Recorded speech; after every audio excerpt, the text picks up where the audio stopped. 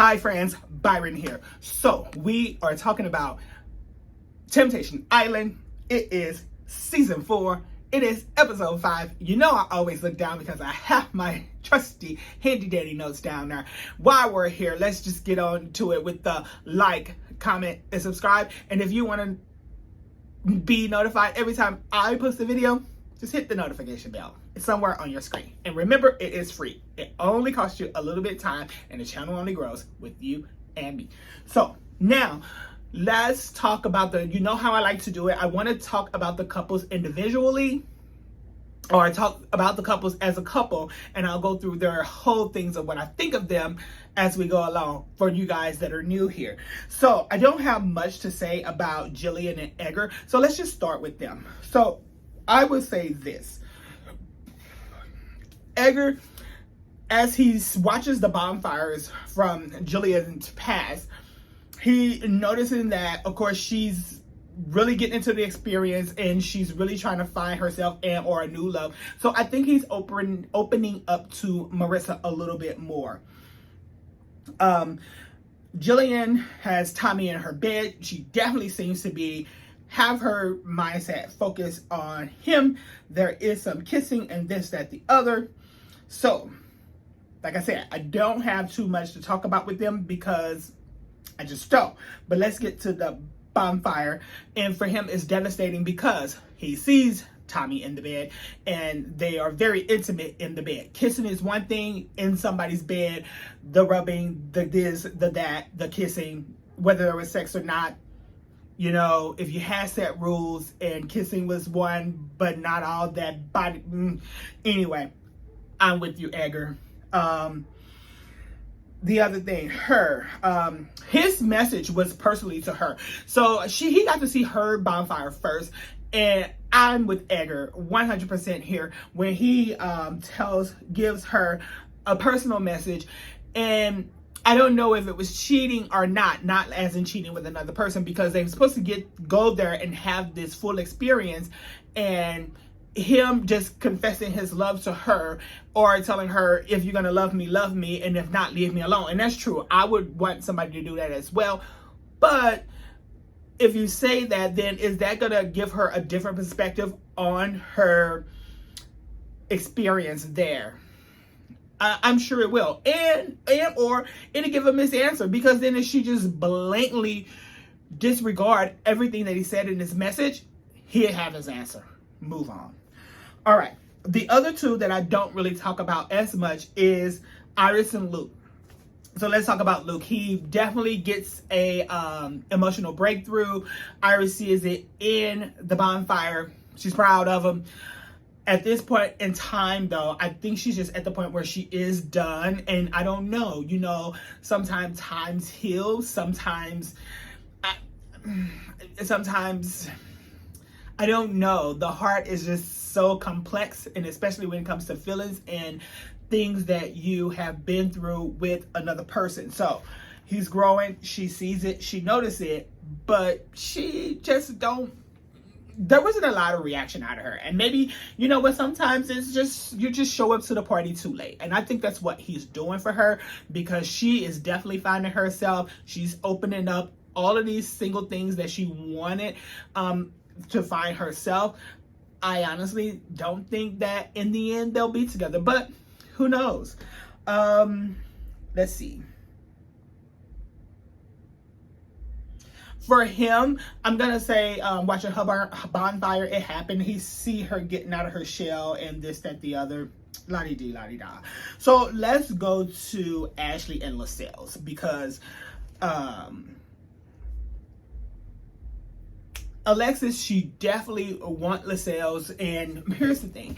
They are there for an experience, and I'm kind of on her side with this, because they are there for an experience, and for him to just cut everybody else off that was interested in him, because this girl is trying to give you an ultimatum that she's not even in a relationship with you, and she knew that she came there to date somebody that was going to be dating multiple people, stake a claim on you. I mean, so he, of course, you seen the show, he announced to everybody that he is only interested in Trace, and he's only going to be dealing with her. You know, I don't know if you guys can hear this, but there's a car playing music outside. There's a dog barking all day long. Nothing was going on outside. As soon as I started to record these videos, everything happens. But anyway, I am not going to stop it because this is my time to do it. I'm very busy. So, he announces that he's not, but that he's not going to be talking to anyone else, to leave him alone. But Alexis, you know what? She just will not let it go. And I'm sorry if you one of those type of people, and I'm not just going to be dealing with you, because it's like, you know what? I said what I said, and or I just agreed for you to just shut up, and you're still doing it. Yeah, yeah. So anyway. I don't know what he was thinking. At one point, he even calls the girl his girlfriend, and I believe he was the one that called her his girlfriend.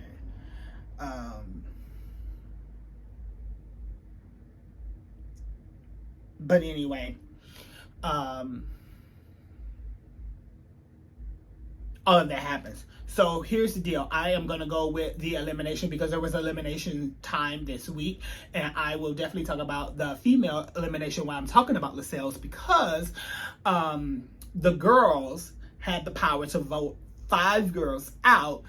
But then the twist was the guys could either save a girl that was eliminated, swap a girl that was eliminated, or kept the decision the same. So, of course, Lascelles was having so many problems with Alexis. And again, I could see the Alexis part of the thing because she wants to go through the experience. She wants to get to know him and this and the other. But on the flip side of that, and I definitely wrote down, don't beg somebody to want you. If he doesn't want you, just move on. It's probably not for you anyway, and you're probably going to get something else better. So just move on. But anyway, it happens. They swap. They save one of the girls. Alexis is out. So Ashley, she's still kind of low-key. She is talking to Blake. He surprises her with a romantic dinner, and then right into there they interrupt, saying that it's Mark comes in and says it's an elimination day, and you guys seen it. But anyway, I kind of like her for him a little bit. Aesthetically, I don't think that they're actually match seeming like what she came from to what he is now. But I guess they're both tall. Their height weight proportion, I don't know. He just isn't as attractive as her original boyfriend to me. But it's neither here nor there. For him, about her bonfire, I just think it happened. It was he just saw her sitting there with them. They're kind of talking. Okay, fine. That kind of stuff's gonna happen.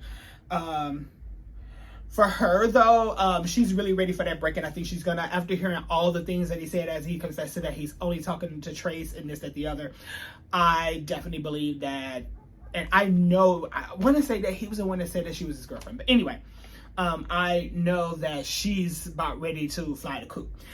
You know, I don't like for the videos to get too long, so let's just get right into Ash and Henya. And I will say this, Henya is going through it because he feels that he's losing Ash. Of course he does, because you know what? You did all of these things to this woman, and now she's like finding somebody else that's into her, that wants the things that she wants, and appreciating her. I don't even know if she actually has the time for you at this point. And to be honest with you, so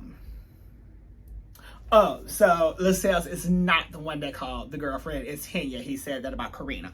But anyway,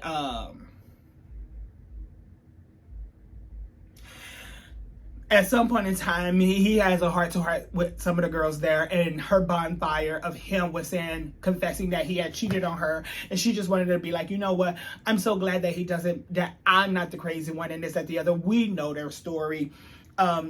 In the end, I honestly don't think that she's going to be back with him, and he's going to be so heartbroken because he's going to be at the point where I think he's going to want her back, but he's such a man whore that he'll probably get on very easily. I guess we're probably halfway through the season, so we're going to probably say, anyway. Karina's in his bed. He calls her his girlfriend. It is what it is. Ash and Taylor, of course, they back in the bed again. They motion sex. You wake up the next morning, they had sex. I mean, if she's not talking to anybody else, and I know, like I said, when they end these experiences and things, the time goes very fast. But you know what? Sex is very risky. It's very risky when you meet someone in that kind of setting. And especially, you know, the distance and the this and the that. I mean, but you know what? She's a grown-ass woman. If she want to do it, do it. But don't think that a relationship is going to come out of it, because one, sometimes if you give up the milk and cookies for free. But anyway, we will see what will happen. For him, he's ready to focus on Ash. She's checking out. That's what I get from him in the bonfire. And for her, it's happening for her to grow, and I guess she's definitely doing that. We know Taylor definitely is. But anyway, don't forget to like, comment, and subscribe. And if you want to know every time I post a new video, just hit the notification bell. I will see you guys in the next video. Good night.